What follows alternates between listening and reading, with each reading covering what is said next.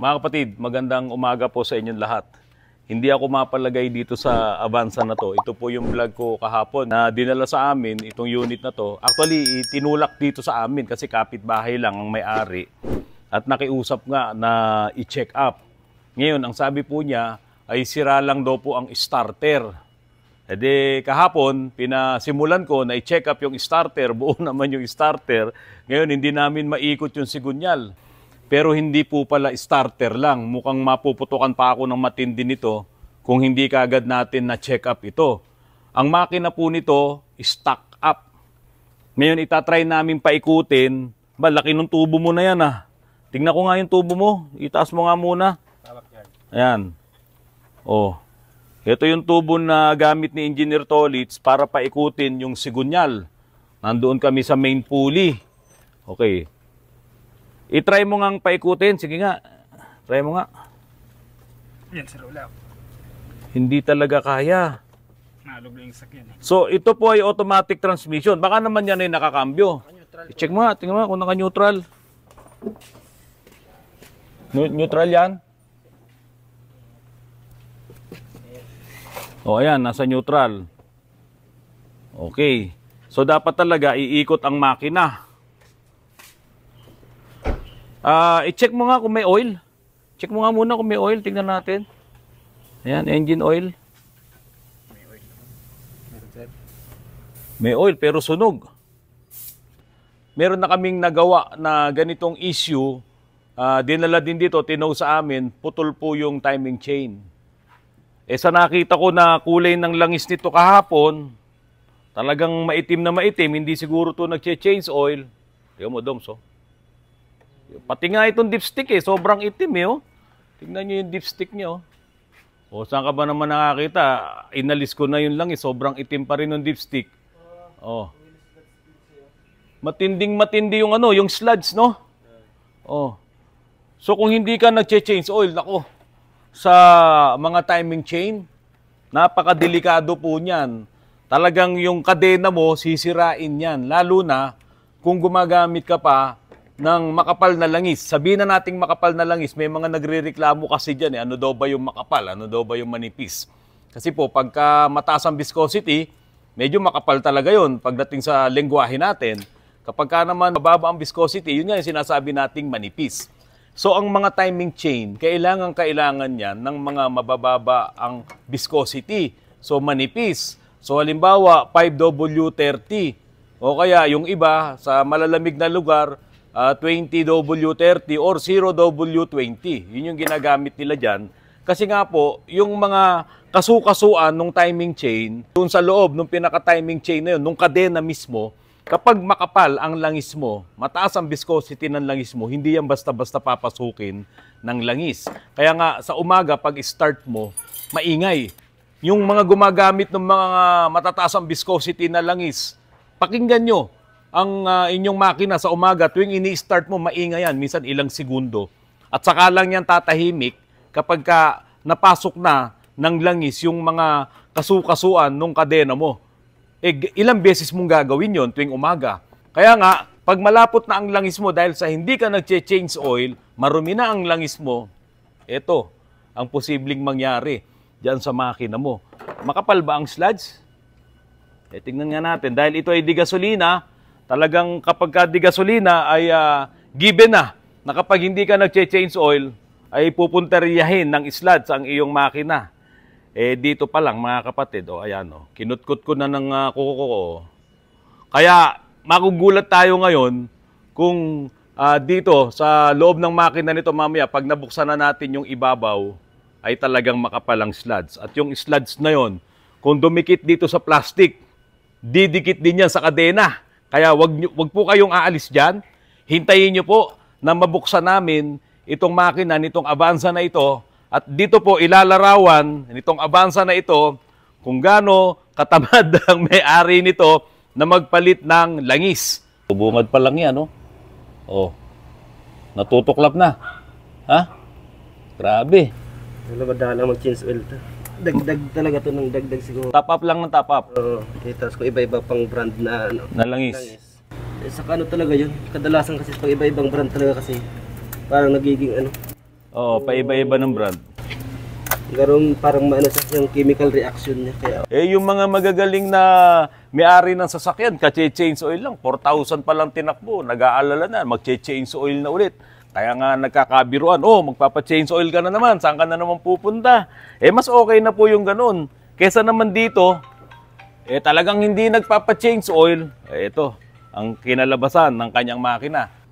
Pero kung hindi putol ang timing chain nito, yun yung mas delikado.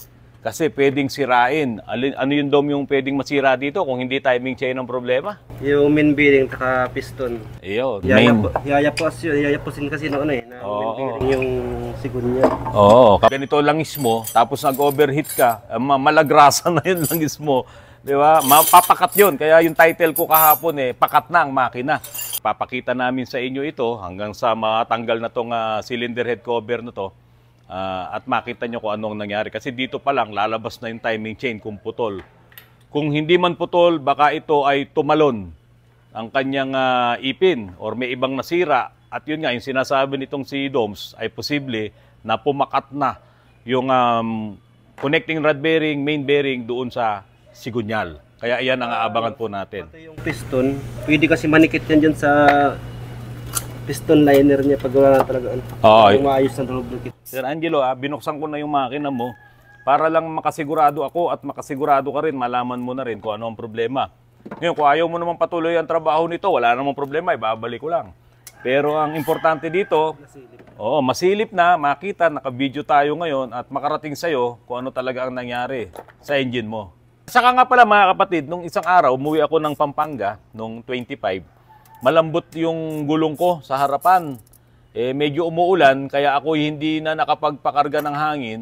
Habang dinadrive ko po siya, mga kapatid, medyo iba yung galaw Pag malambot kasi yung gulong mo sa harap, parang merong pumipigil-pigil pag lumiliko ka, gumaganyan-ganyan. No? So naramdaman ko na yun nung nasa expressway, kapag ka nag-change lane ako, medyo gumaganon siya. Pero mabilis yung takbo ko Tapos mga kapatid, habang ako ay tumatakbo ng 70, 75, 80, nararamdaman ko ngayon yung vibration. Ngayon, para mawala yon, yung vibration na yun, mabawasan, tumatakbo ako ng 90, 100. Pero nandoon pa rin, pumipino lang yung vibration niya. Yun po mga kapatid, ay dahil sa malambot yung dalawang gulong ko sa harapan. Huwag mo na, pintahan mo yan. Mga kapatid tandaan nyo po, kayo ay babiyahin ngayon, nasa mga probinsya kayo, i-check nyo ang tire pressure ng inyong mga gulong para makaiwas po kayo sa aksidente. Ito na. Ayan na mga kapatid. Ito na kami. Ayan mga gwapo nating kasama. Yung mapos nga yung ano nito, main bearing. Restricted na yan, wala na. Ngayon, paano to? Buwang timing chain. Ay ko na Dalawa lang yan Kung kahit anong presa, kahit power handle mo, di kayang ikutin Dikit yan. Grabe naman kasi, maintenance to. Patay. Maintenance yan. So ibig sabihin pare, ito ay buuan timing chain. Doon tayo sa mas worst. Talagang nagdikit na yung piston nito doon sa Piston, main bearing, connected rod bearing. Nagbara yung mga oil galleries, no? Yes. Delikado pa yung oil passage sa barado. Naramdaman niya na yan, slowly nagiging malanta na yung yung takbo niya. Hindi naman yan sudden yung pakiramdam niyan, dahan-dahan, nawawala na siya ng power, kahit anong apak niya, nalo-low power na siya. Unti-unti na gumagana. Unti-unti na siya gumagana. Matindi na talaga to. Tapos kahit na siya dyan, magpalit ng langis. Naunahan na kasi siya ng Yung nangyari sa Yun niluto niya. Sobrang init na naman Umabot na sa certain temp na yung langis niya. Kaya nang lutuin nung mainit na yun. Sumasakit ulo ko pag walang ginagawa. Wala magawa Ang pinakamasaklap dito, dahil sa buo yung timing chain, ayan laban na laban. Yun nga, yung sinasabi natin kanina na ang problema nito, nagyakapan na yung connecting rod bearing doon sa sigunyal. At ang pinakaisang posible pa dyan, yung piston nito ay yumakap na rin doon sa cylinder wall. Dahil sa overheat. Kasi yung langis hindi na makaakyat, gawa nung nabarahan na ng ng sludge, yung mga butas ng dadaanan ng langis, yung passage niya, yung tinatawag nga na oil galleries. Ay, grabe naman to. Sludge na parang putik. Oo. Ang sludge niya, para na siyang plastic. Oo, flakes na, no? Flakes na. Flakes na. Hindi katulad ng ang sludge ng diesel. Yung sa diesel, putik. So, ibig sabihin mo, pre, ito, grabe talaga yung, Maintenance yan. yung ugali ng may-ari dito. Ha? Sa maintenance talaga yan. Maintenance, oh? Hindi niya na nahabol yung, kahit na sabihin niya pa na nag-oil change siya ng oil change dyan. Oo. Kaso naunahan na siya ng, naunahan na siya siguro yung dating may-ari o yung dati pa, nakuha niya na nakapagbuo na siya ng ganyan. Wala Ganyan. na yan. Oo, tapal na ng sapal yan eh. Kasi hindi Tapal naman ng dudulas. tapal ng tapal. Hanggang palaki na ng palaki yan. So, Pakapal na ng pakapal. yung ibang mga customer natin ng ganito, ino-opera na natin na i-overhaul eh. Kasi wala ka nang magagawa dyan eh. Dito ka lang maglilinis. Wala kang magagawa. wala Pupuntahan pa yan sa baba. So much better na I-overhaul mo na kahit na umaandar pa ng maayos. refresh mo. I-refresh mo na talaga yan. Refresh mo na yan. Kung nag-open kayo ng head cover nyo at may nakita na kayong mga sludge, kahit sabihin mo yung hindi ganito kagrabe yung meron na kayong makitang sludge, ipa-refresh nyo na engine nyo kasi mas maliit yung mga oil galleries ng mga modelong makina. Correct. Di ba? Tama. Ang liit lang, kaya nga sa mga modelong makina, dapat ang langis nyo, huwag kayong gagamit ng mataas na viscosity. Basta ka pa rin. Sige, subukan natin pihitin. Wala talaga. 0-0 eh. So pag 0-0, pakat talaga. Kasi kung puto lang ang kadena, hindi magsi-0-0 yan. May galaw kahit konti. Wala, hindi nga matangay. Hindi nga matangay itong kadena eh. So talagang pakat yung yung piston. Sige nga, Doms, tignan mo nga ulit ito, yung mga, ayan, ito. Gaano karumi yan. Ayan, flakes na. So yan, sa ibabaw pa lang yan, what more yung mga nasa loob. Ito kapal. Ayan. Grabe So ang nangyari dito, hindi na nakapag-circulate yung langis. Nagbara yung mga butas dun sa piston, yung daanan ng langis. Pati yung sa pati yung sa sigonyal niyan, barado yun. So kapag ganyan ka talagang mag-alaga ng sasakyan mo, hindi mo masasabing alaga yan. So, mga kapatid, yung gastos nito, pagpasok ng bagong taon, malaki to.